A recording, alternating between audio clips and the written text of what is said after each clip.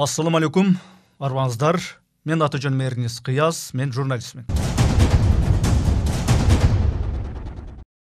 Улан бір жаңы бийлик келген сайын, мурдағылар тепсеген кетменнің башын тепсеп атат. Мурдағылар ескі чоқойын ғанты ұнтқан болса, жаңылардағы құд ошенті ұнтып қойып атат деген шундай сөздөр, гептер айтылып келет. Менімше, геп тегелже бұл президенттердің мұрынқы унутуп калганда эмес, кептин баары аларга ашыкча эле ишенип, аларды биротоло көкөлөтүп, аларды идеалдаштырып, ушинтип алган жөнөкөй элдин өзүндө дагы күнөө болуп жүрбөсүн деген ой келет. Миң баатыр, миң герой, миң лидер болгон күндө дагы бийликтин чокусуна жеткенде баатырларың дагы, геройлоруң дагы, лидерлериң дагы кадимки эле бир пенделик напсисине жеңдирип, ошол жактагы байлыкка, мансапка, бир мүлктөргө кызыгып кетчү мандемдердин ошол төңкөрүш сайын, ыңкылап сайын баягы баатыр, лидер, геройлорунун көбү түрмөгө камалып, муну жеп алыптыр, муну сууну алыптыр, тигинче байлыкты бекитип алыптыр, катып алыптыр деп алар камалып кеткенден кийин көп бир мындай шоковой маалыматтарды угуп, түшүнүп келе жатабыз.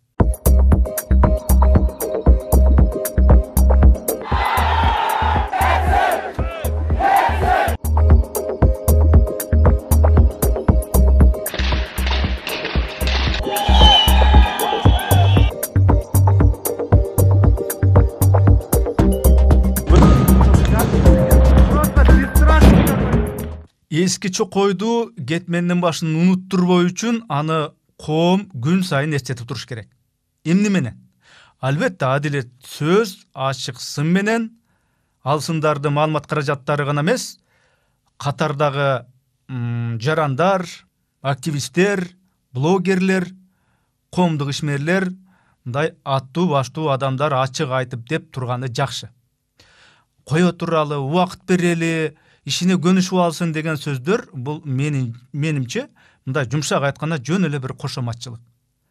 Анга түшөрүн көрүп билип туруп, анан күтө туралы, байкай туралы дегенден көрө, момуну туура эмес кылып атасың, тегинтип иштегениң туура эмес деп ачык айтсаң, балким анга түшүп кетпей, биздин үлкөндөрүбүз, чоңдорубуз өлкөнүн багытын туура аныктайт чыгар.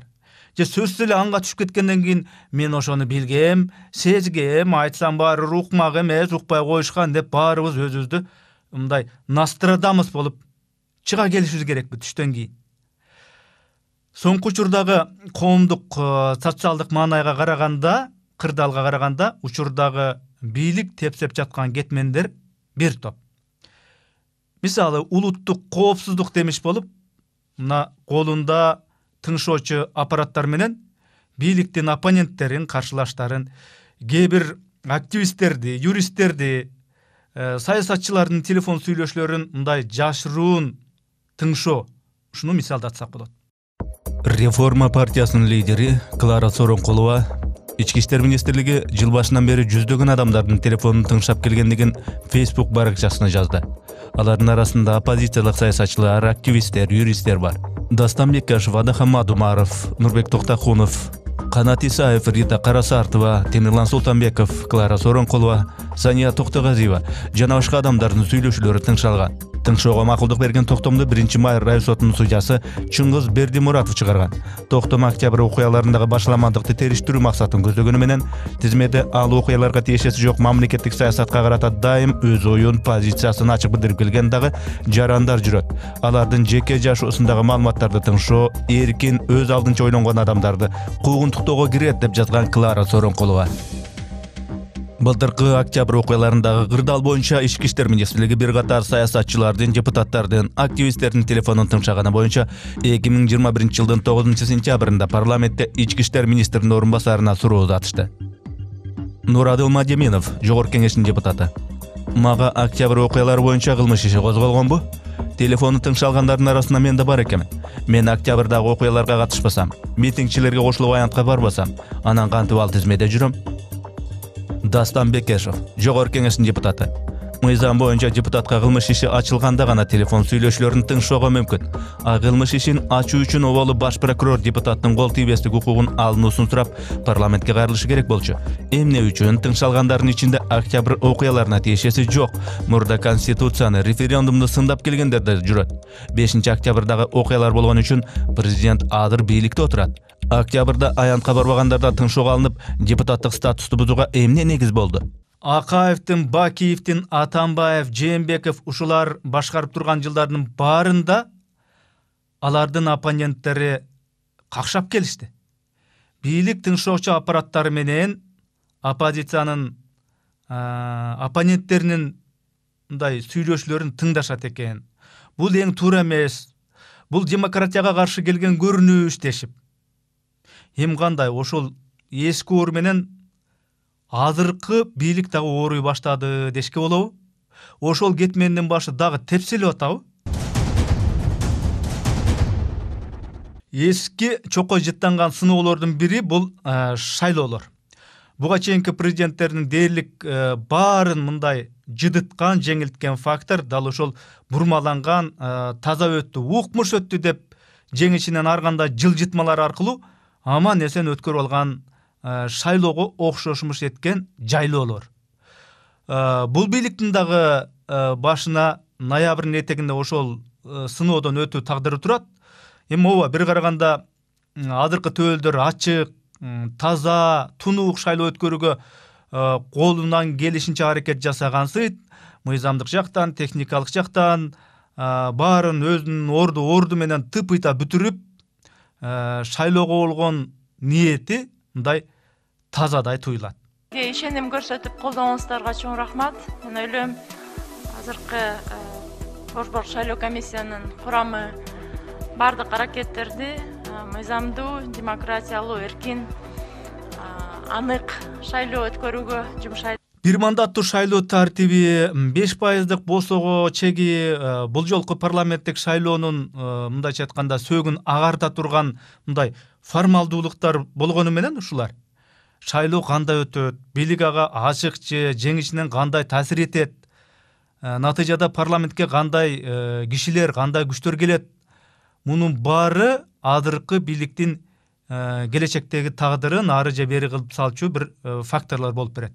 Эгер азыркы бийлик эчтекени көрмөмүш болуп, билмемиш болуп, жеңишинен өзүнүн пайдасына ар кыл оюндарды жасап, жогорку кеңешке баштагыдай эле президентке карай мындай ийилип, хоп деп турган, президент жат десе жатып, тур десе турган бир жүүнү бош, күн карама, эрки жок бир сабатсыз кишилер чогулуп ала турган болсо, анда ал опурталдуу мыйна саналуу айлар ичинде же жазга жуук катуу жарылышы ыктымал экендигин башкасы баамдабаса дагы ушул Камчыбек Ташиев башкарган чекистик органдын мурду мындай кооптуулуктун жытын алыстан эле мындай сезет болуш керек.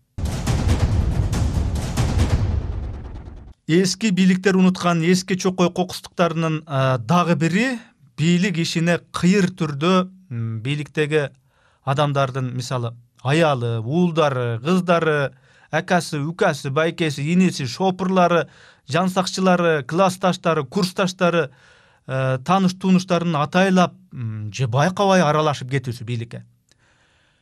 Чоң саясаттын мындай көлөмү, мындай сыртынан чоң угулганы менен биздин ушул чакан мамлекетибиздеги бир орчундуу маселелер ким аркылуу кантип чечилип атканы мындай бат эле угулуп калат. Учурдагы бийлик бул темадагы кетмендин башын тебелеп атат деп айтуу мындай туура эмесирээк болуп калат. Рас, азыркы бийликтегилердин ишине расмий киришкенден бери алар маалымат каражаттарында, медиа майданда мисалы Камчыбек Ташиевдин уулу Таймураз Ташиев деген жигиттин аты жөнү мындай маалыматтардын кабарлардын арасында пайда боло калып жатышы артынан ар кыл бир кептерди сөздөрдү ээрчитүүдө. Кыргыз медиасында интернет айдыңында президент Садыр Жапаровдун уулу Рустам Жапаровдун тигил же бул саясий процесстерге, кандайдыр саясий иш-чараларга аралашканы тууралуу эч бир маалымат жок бесе. Интернетте болгону анын президенттик инаугурацияга келип, үй бүлөсүнүн катарында чогуу катышкандыгы тууралуу гана маалымат бар. Андан тышкары ал атасы менен бирге Бишкектеги соода борборлорунун биринен коронавирустан сактануу максатында вакцинациядан өткөн. Мурда президенттин бүт үй бүлө мүчөлөрү COVID-19 илдети менен ооруп чыкканы коомчулукка белгилүү деп жазган 24 KG агенттиги 2021 жылдын 23 июлундагы чыгарылышында. Жакында эле парламентте депутат Дастан Бекешев тынчсызданып, алдыдагы парламенттик шайлоолорду утурлап, ар кайсы ушул партиялар эл менен, калк менен жолугушууларды өткөрүп жатышканын ага уда президент Садыр Жапаровдун уулу Рустам Жапаров дагы кийинки учурда элге жолугуп, кандайдыр жардам берүү бир акцияларын өткөрө коюп жатканын мындай кыйтып, эгер атакесинин ошол уулдары саясатка аралашып баштаса, анда мунун аягы жакшы бүтпөй турганын ал депутат ачык айтты.